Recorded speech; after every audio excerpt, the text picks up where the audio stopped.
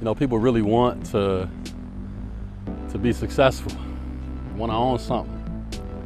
Problem is that there are mindsets and systems and structures that are getting in the way, and it's leading people to say things like, I can't get funding, I don't have the skills, I can't get the knowledge, I can't get training, I can't get support.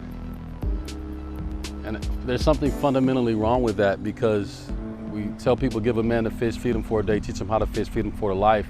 What's fundamentally wrong with that is showing people how to own the pond. The idea of ownership. See, I've been there, I've done that in the penitentiary, looking behind the walls, trying to figure out how in the world am I going to make it from nothing? And then to miraculously leave prison and to go on this entrepreneurial journey of failure, success, and failure, success, and then automatically arriving at where we are today.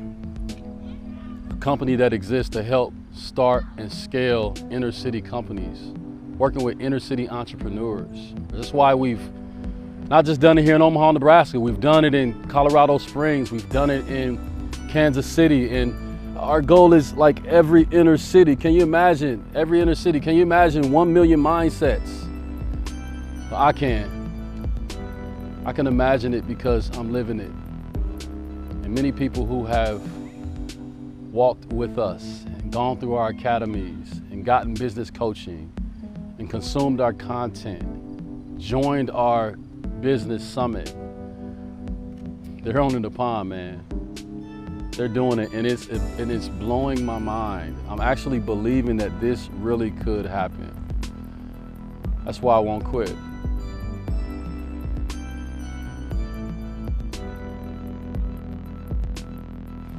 Hey, listen, there are people who ask what happened. There are people who are looking at what's happening.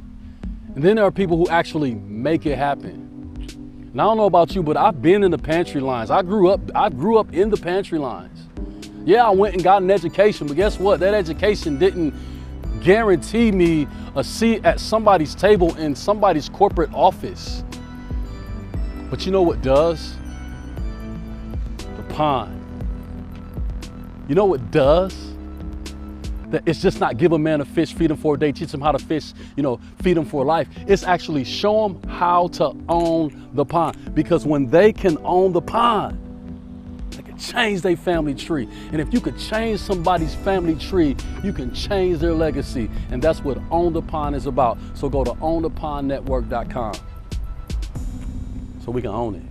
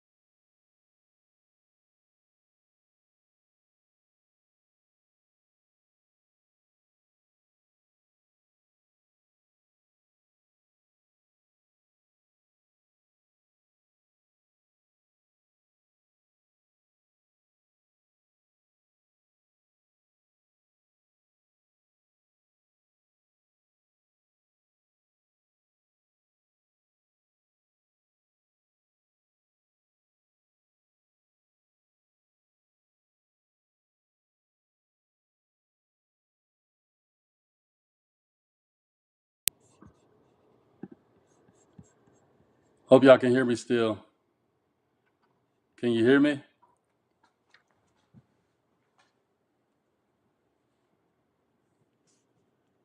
Hit the chat and let me know if you can hear me or not.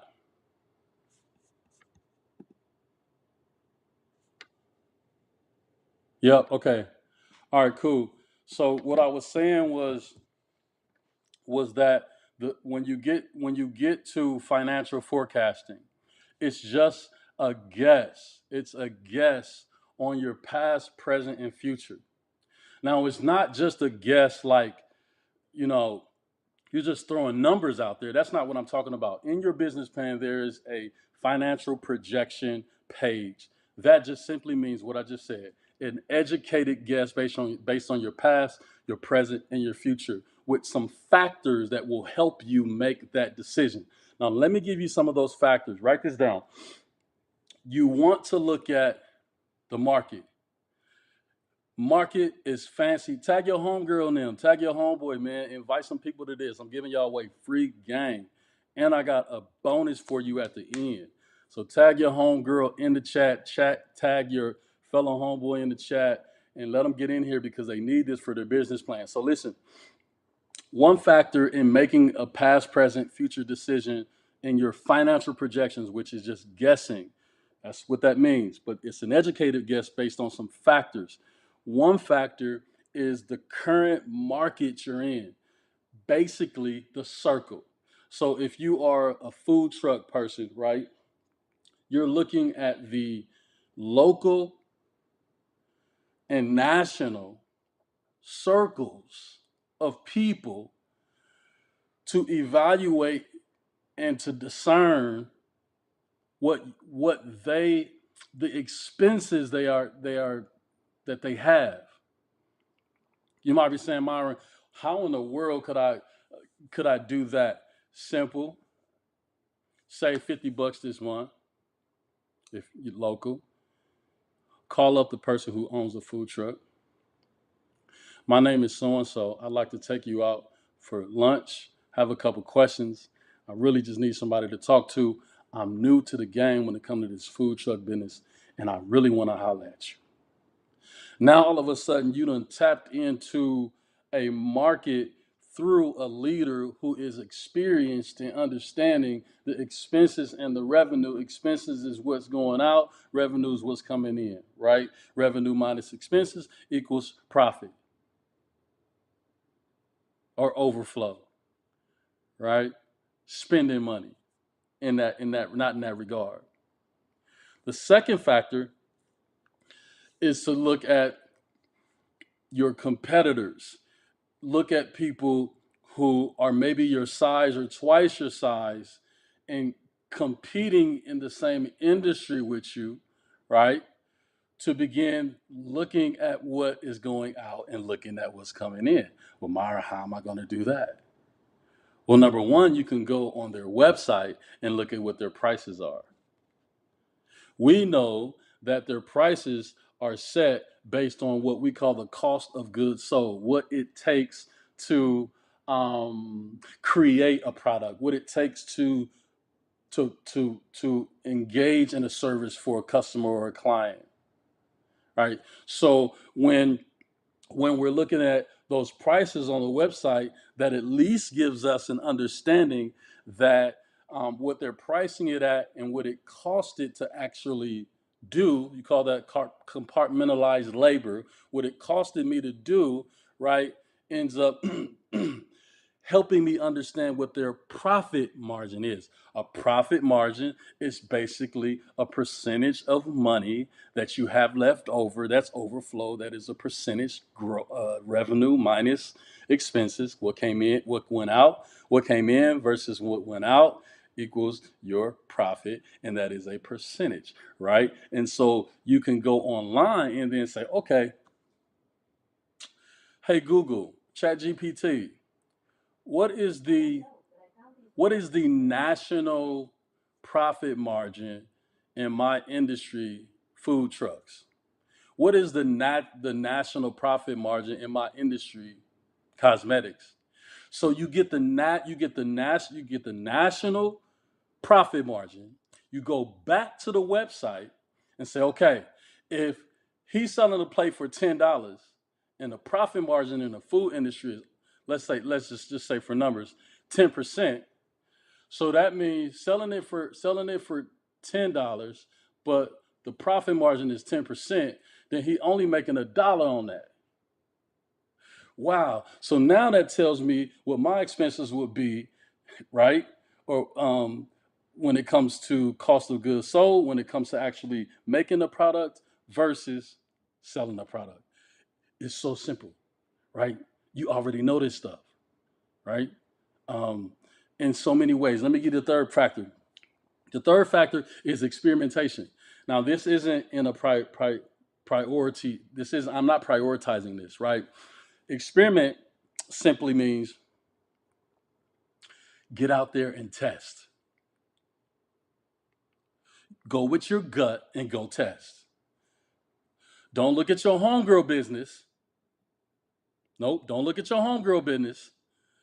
Look at your gut, your beautiful gut, right? And ask your gut, what do you think I could sell this for? Your gut gonna say, man, I think you could sell that joint for like $25. And then you say to your gut, you know what? I agree with you. Then you go back to your gut and say, hey, gut. Your gut gonna be like, what? Okay, answer me this. Who you think I should sell this to? Who you actually think that would even buy this? Your gut gonna be like, well, Uncle Junebug, if he ain't drinking, might have a few dollars. And he love a plate. Oh, you know what? I'm gonna go holler at Uncle Junebug because I know he got 10 other people that's just like him. Then you go holler at Uncle Junebug. You like, hey, I got these plates for $10. He like, no problem, young blood. I got 5 other partners in the back, and they drinking Coke 45, and they hungry as all get out. Give me 5 more. Then he gonna go back and sell the plates for 15 and make a little bit of money. What am I talking about? Getting out there and experimenting. And so as you experiment with testing what people are willing to pay, then it gives you insight on one thing: value. Because anytime somebody pay you for something, a product or a service, they're paying you based on value. What they're saying is, what you have to offer will change my life. And if it will change my life, I'm willing to pay the price. Now that gives you a sense of, wow, this is how much I could make, or this is how much I think could come out of me creating this product or developing this service. This is how much I think is going to cost me in expenses. Fourth way to build out your financial forecast or your educated guess is doing a 30-day review. And here's what I mean. It's real simple. Add up all your business expenses, or add up all the business expenses you think you will have based on the competitors and the market people, the market leaders that you had lunch with who gave you inside information on your questions. You're going to add up all of those expenses divided by 26. And that will tell you what it's costing you daily for your business or the business you want to have. Now you say, okay, if this is what it's costing me daily to be in business, let's say it's $86 a day. Well, I know I can say, okay, I want I want to grow 10% beyond my break even point, what it's costing me every day. This is $86. So I want to make $8.60. That's 10%. I want to grow 10%, right? So you're taking your expenses divided by 26, leave a couple days off. You get that number, which is your expenses, that you've categorized in your business plan: utilities, insurance, fuel, business meetings, marketing, website hosting, website design, business consulting, that's me, business coaching, branding, logo design, you name it, inventory, phone, vehicle, transportation, All of those expenses, you add them up, divide them by 26. Now you have the daily expense of what it's costing you as a business. And then you can decide based on past, present, future, how much revenue you want to bring in beyond the 86. And then when you take revenue minus expenses, that equals your profit. So that is the fourth factor. The fifth factor, I would say this: um, grab mentors. Grab mentors that you don't know. Grab mentors that are close. Grab mentors that are far. Here's the best way that I can explain it. I was at a conference years ago. Number one, that's a gym. I was at a conference learning from. I ran into one of my heroes who was speaking on the main stage in a hallway. We somehow ended up in a room having a conversation. That conversation led to weeks of Zoom calls. The Zoom calls led to me following him all over the world, everywhere he was, up until the point that he started giving me opportunity to speak on some of the same platforms that he was speaking on around the world. What am I saying? When it comes to your financial projections, get in the room with people who can take you further than you could take yourself. Now, the 5 factors I just gave you are factors that will help you make a decision on what are my expenses, how do I expense out, revenue, what do I expect that I'm going to bring in. Now, there are several ingredients to increasing your revenue that I can't even go into now, but I'll give you the 6. One is you have to have a leadership mission and guiding principles plan. Number 2, you have to have a sales and marketing strategy. That's 3. Number 4, you have to have a powerful operating system to manage yourself, your staff, your systems. 5, you have to make sure that you have a process to launch products and services. If not, it'll end up costing your business versus bringing in profit for your business. Number 6, cash is always king. You need a cash flow system if you're going to become profitable. Now, when it comes to revenue and putting that on a document, I will go back to the 30-day review factor. Add up all your expenses in each category.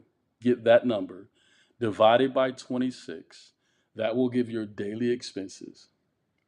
And then once you get that daily expense, you can then determine what you think your revenue is going to be based on your products and how many you think you can sell based on how you're going to market and based on how you're going to pitch it in sales, whether it's on your website, pop-ups, friend groups, community groups, etc., etc. So I know I just went through a lot, but here's what I want to do. I am putting together, I'm hosting a business planning for bosses online webinar. I believe it's going to be March 28th.